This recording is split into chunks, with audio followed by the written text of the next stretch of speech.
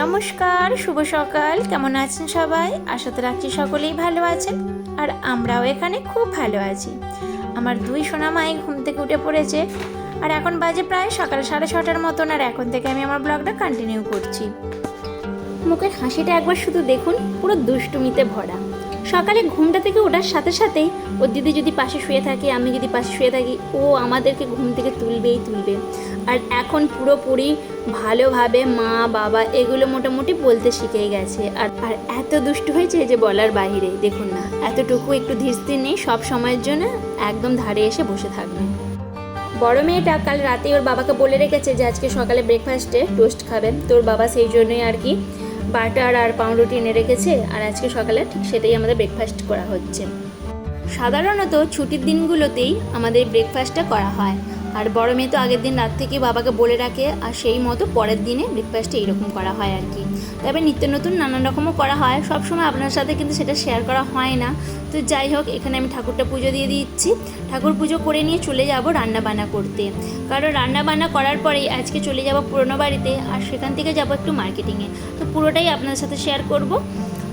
খাদিমসের কিন্তু জুতো সেল দিচ্ছে, তো 50% ছাড় দিচ্ছে, তো শুনলাম, আর সেই অনুযায়ী যাব মার্কেটিংয়ে। সেটাও আপনার সাথে শেয়ার করব, আপনারা সাথে থাকুন। আশা তো রাখছি আপনাদের ভালো লাগবে। এখানে আমার পুজো দেওয়া হয়ে গেল, এরপরে চলে আসি রান্নাঘরে।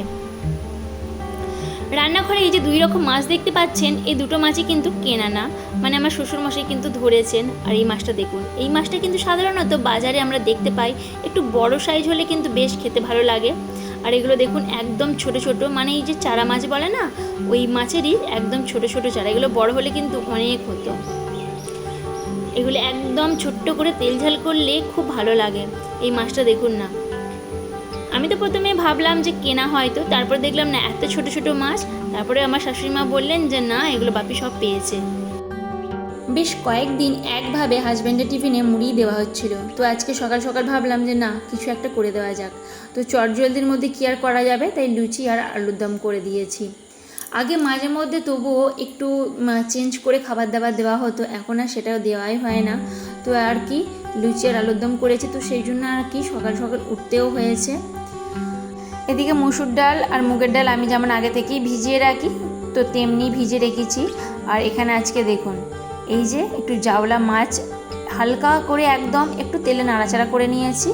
আর এই যে সবজি ভাত, এর সাথেই আমি সামান্য পরিমাণে লবণ দিয়ে, হলুদ আর তেল দিয়ে দুটো সিটি মেরে নেব। এদিকে আমার সবজিগুলোও সেদ্ধ হয়ে যাবে, আর মাছটাও সেদ্ধ হয়ে যাবে। মাছটা সাধারণত ওকে যেভাবে দিয়ে থাকি, এখানে দিলে পারে যেমন সেদ্ধ হয়ে যায়, একদম নরম হয়ে যায়। দুটো সিটি দেবার পর এটা আমি ওকে আলতো আলতোভাবে একটু একটু করে মুখে দিতে থাকি। তো কখন ওইভাবেও খেতে থাকে, আবার কখনো যখন খেতে চায় না, ভাতের মধ্যেই ওকে দিয়ে খাইয়ে দিই।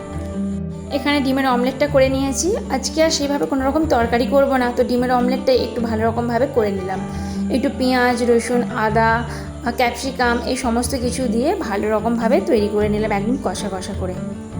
আগের দিনে ফ্রিজে পাট শাকটা কাটা ছিল, তো করা হয়নি, আজকে ভাবলাম সেটাও একটু করে নিই। একদম চটজলদির মধ্যে যতটুকু রান্নাবান্না করে নেওয়া যায়, মানে ভাতটুকু খাওয়া যায়, ঠিক সেই রকমই আজকে একদম রান্নাবান্না করা হচ্ছে। আগের দিনে যখন মার্কেটিংয়ে গিয়েছিলাম, এই চাল ভাজাগুলো কিনে এনেছিলাম, বেশ কিন্তু মুচমুচে। প্যাকেটের দামটা খুব বেশি নেয়নি, ওই 30 টাকার মতো নিয়েছিল। এখানে বড় মেয়েটাকে একটু ঘোল বানিয়ে দিলাম। আগের দিনে ক্যাপচার করে রেখেছিলাম যে কীভাবে এই ঘোলটা বানাই, তো কীভাবে ডিলিট হয়ে গেল নিজেই বুঝতে পারছি না। আর যেহেতু দইটা খুব পরিমাণে ঠান্ডা ছিল, ওকে বললাম যে থাক, তোকে দইটা খেতে হবে না, একটু রুম টেম্পারেচারে আসুক দইটা, তোকে আমি একটু ঘোল বানিয়ে দিচ্ছি।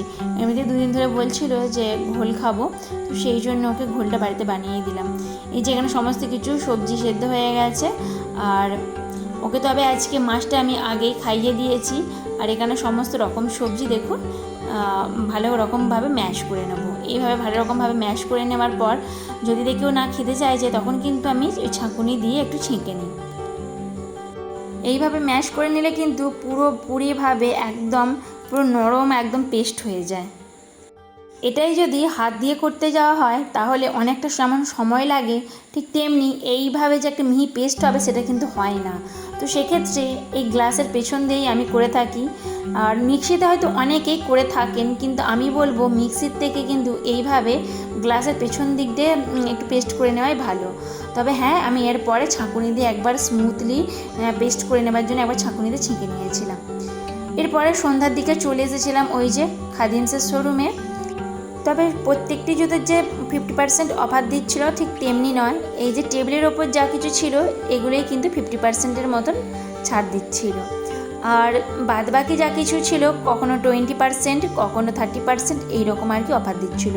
তবে ছেলেদের জুতোগুলো কিন্তু ছিল বেশ ভালো। আর আমার হাজব্যান্ডের জন্য একটা পছন্দ হয়েছিল, কিন্তু ওই যে পায়ের মাপটা ঠিকঠাকভাবে হবে কি না সেটাই বুঝতে পারছিলাম না।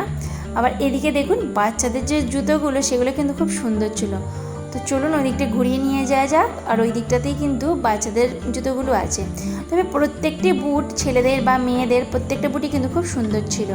এখানে দেখুন একদম বাচ্চাদের মানে ওই 5 থেকে 7 বছর 10 বছর এইরকম বাচ্চাদের আছে। তবে স্টক যা কিছু আছে বললেন যে স্টক ক্লিয়ার করে দেওয়া হবে, আর আদার্স করে মানে নতুন করে কোনো রকম স্টক আর ওনারা রাখছেন না। তো মোটামুটি যা কিছু জুতো দেখলাম বেশ অনেক রকমই আছে, তার মধ্যে আমি জুতো নিয়েছি। তো আমি এটা পরের ব্লগে আপনাদের সঙ্গে শেয়ার করে দেবো। দাম বেশি নেয়নি, মাত্র 180 টাকার মতো নিয়েছে। তারপরে আমাদের কেনাকাটা হয়ে যাওয়ার পর আমরা যেহেতু 3টে মেয়েকেই বাড়িতে রেখে গিয়েছিলাম, আর এই যে ওরা খেলাধুলা করছে।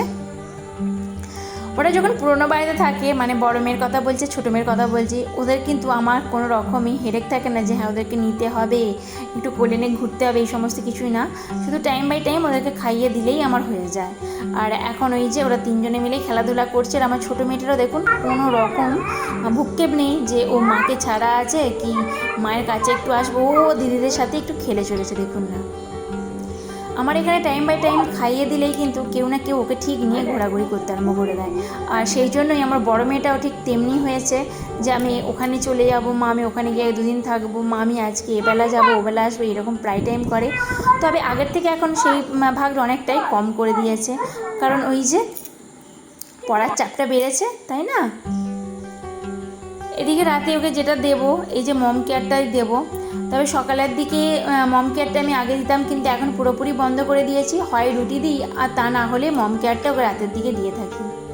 এদিকে জলটা ফুটিয়ে নিলাম, আর তারপরে মম কেয়ারটা দিয়ে দেবো। তবে মম কেয়ারটা কিন্তু আমি কখনোই জলে ফুটন্ত অবস্থায় দিয়ে দিই না, একদম আগে পুরোপুরি বন্ধ করে দিই গ্যাসটা। তারপরে এই যে দেখুন 2 চামচ বা কখনো 2.5 চামচ বা কখনো 3 চামচ, বুঝতে পারি যে যখন ও আগে একটু খেয়েছে তো সেই টাইমেও কতটুকু খেয়েছে আর কতটুকু খেতে পারবে সেই রকম আন্দাজ করেই ওকে দিয়ে থাকি। আর এই যে গরম জলটাতে ঢেলে দিলাম, মোটামুটি 5 মিনিটের মতন রেখে দিই, তারপরে খাওয়াই। তো আজকের ভিডিওটি এই পর্যন্তই রইল। ভিডিওটি কেমন লাগলো অবশ্যই কিন্তু জানাতে ভুলবেন না। আর নতুন বন্ধু হলে সাবস্ক্রাইব করে পাশে থাকার অনুরোধ রইল। শেষ পর্যন্ত দেখার জন্য ধন্যবাদ।